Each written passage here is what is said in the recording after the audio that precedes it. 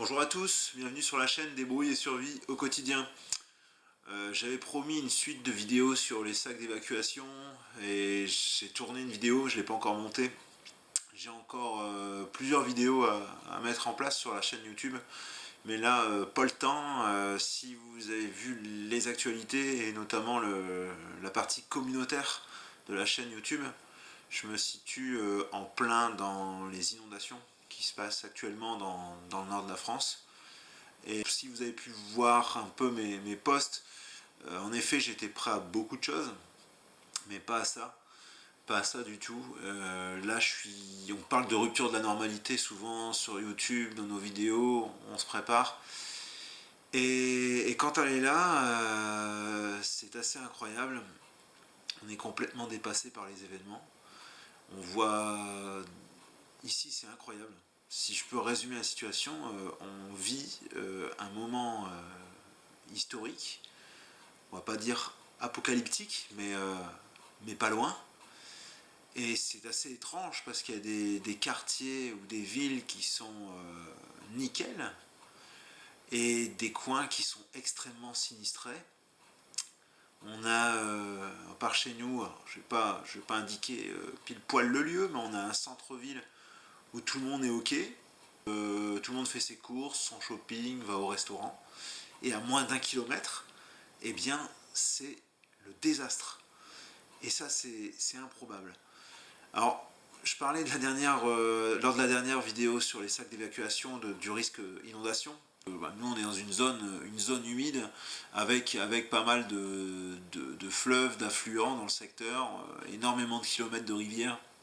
Alors, je suis un peu en pleine nature, mais aussi quelque part pas loin de la ville. Et le risque inondation, on en prenait compte dans notre préparation, parce que nos ancêtres l'ont vécu, mes parents l'ont vécu, je l'ai vécu quand j'étais plus petit, il y a 21 ans, il y avait une grosse crue dans le Pas-de-Calais, et on a connu ça. Mais c'est tout, c'était des niveaux historiques à l'époque, mais là ça outrepassait largement ces niveaux, et tout, mais vraiment, je dirais sans exagération, tous les fleuves, toutes les rivières du Pas-de-Calais se mettent à se déchaîner complètement. Les nappes sont incontrôlables, les égouts sont incontrôlables. Et du jour au lendemain, on s'est retrouvé avec des rivières qui montaient. Alors on pouvait se dire, ah, tiens, ça monte, c'est inquiétant, mais bon, on va peut-être avoir une petite inondation. Puis après, le lendemain, on reçoit des alertes, j'en parlerai une prochaine fois, mais des alertes sur nos téléphones, le dispositif FR Alert qui fait bien flipper. On a les écoles qui ferment. Et puis voilà, en moins d'une journée, tout bascule, où on a des maisons ensevelies, on a des quartiers qui sont évacués, des centaines de foyers évacués, des hélicos partout, des gyrophares, et c'est improbable. Et moi, je suis pas touché, je suis dans un coin en hauteur, alors je suis près de l'eau et en pleine nature, mais heureusement j'ai un coin en hauteur. Donc je vois ça, je me prépare au risque, mais je suis plus dans l'action par le fait d'aider des amis, des proches et de la famille. Donc on héberge des gens de la famille qui sont évacués. On aide des personnes qui essayent de lutter contre l'inondation dans leur maison. Donc il y a un copain qui a une maison complètement entourée d'eau. Toutes les maisons alentours sont ravagées. Il y a 60 cm d'eau à l'intérieur pour certaines. Et lui, il est un petit peu plus en hauteur et il lutte avec des pompes, avec un groupe électrogène, parce que l'électricité n'est plus là maintenant. Donc on essaie de lui prêter main forte, ou tout du moins un peu de compagnie. On a d'autres problèmes, des problèmes d'évacuation d'égouts, des problèmes d'électricité. Certains n'ont plus l'eau potable. Certains ont même dû évacuer plusieurs fois parce que c'est tellement de tous les côtés cette crise que le premier point de chute était sinistré le lendemain, donc ils changent de point de chute. Donc certains ont évacué 3 fois dans mes connaissances. Et c'est vraiment improbable. Pour ma part, les déplacements se font soit en cuissarde, je viens de m'acheter des cuissardes et c'est vraiment le top pour se balader dans les rues. Et sinon, après, c'est le canoë. Donc derrière moi, c'est la nature avec tous les réseaux de rivières. Je pars en canoë, on peut charger dedans, on est déjà parti à deux personnes dans le canoë avec plus de 200 kg de matériel pour partir chez les uns et chez les autres. Et quand on est dans ces lieux que je connais parfaitement, ce milieu humide avec ces réseaux de rivières que je connais parfaitement, mais là les paysages ont changé. Ce sont des gros lacs, on passe au-dessus des champs. Quand on arrive près des routes et des chemins qui bordaient les rivières, eh ben, ils n'existent plus. On a 50 cm d'eau au-dessus. On se balade entre les maisons complètement ravagées, inondées. On a les jardins qui sont ensevelis. Et c'est vraiment incroyable. Incroyable ce qu'on vit. Donc là je me prépare, je fais attention à ma maison, on met des sacs, des bâtards d'eau, il y a des choses qui s'organisent, des quartiers avec une solidarité incroyable. Et on attend la décrue, on attend de voir la décrue pour souffler, et puis après ça sera le temps de la reconstruction. Donc là pour l'instant je suis un peu à la bourre. Je compte faire une vidéo sur les inondations, notamment sur le risque inondation. J'essaye de coucher sur papier la chronologie des événements, ce qui s'est passé, essayer de parler un peu des évacuations, comment ça s'est organisé, comment la crise a été organisée à l'échelle régionale et locale,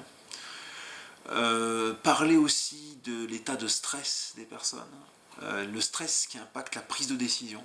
On a beaucoup de personnes qui sont restées sidérées par la situation et qui n'ont pas agi en conséquence, ou parfois elles se sont fiées à leur expérience, à ce qu'elles connaissaient avant, et elles se disaient ça ne montera pas plus haut. Donc certains ont agi trop tardivement.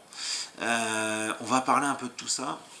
Retour d'expérience sur le matériel, retour d'expérience sur comment on vit ce genre de situation, comment on vit reclus dans une maison qui est inondée et qu'on lutte pendant là pour l'instant, ça fait 6 jours bloqués dans une maison ou à lutter contre les inondations, dont maintenant 2 jours sans électricité.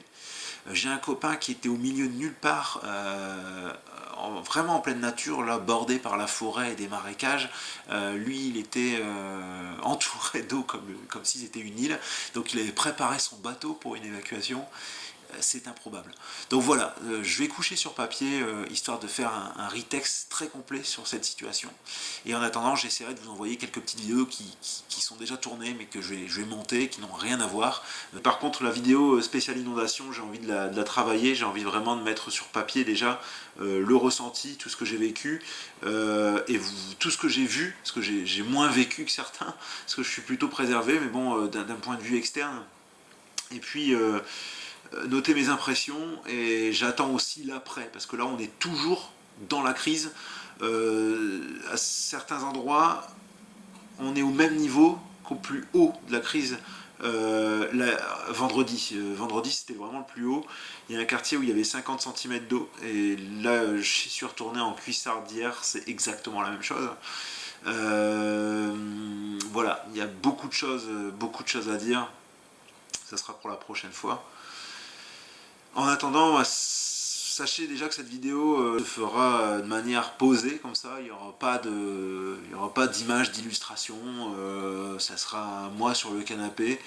J'ai tourné des vidéos pour moi, pour un peu la collecte de mémoire, mais je ne les diffuserai pas, parce que ce sont des gens que je connais, ce sont leurs maisons, ce sont des amis, c'est de la famille.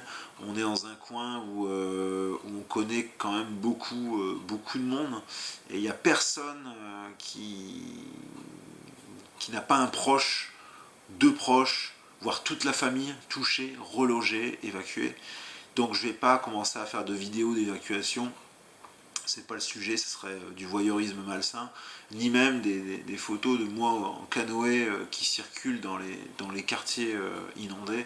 Ce sont les maisons des gens, voilà, par respect un peu pour eux. Donc ça sera des vidéos posées dans le canapé. Voilà, bah écoutez, dans l'attente, je vous dis à très bientôt. Faites attention à vous, parce que la vigilance crue rouge arrive très très vite. Allez, à la prochaine.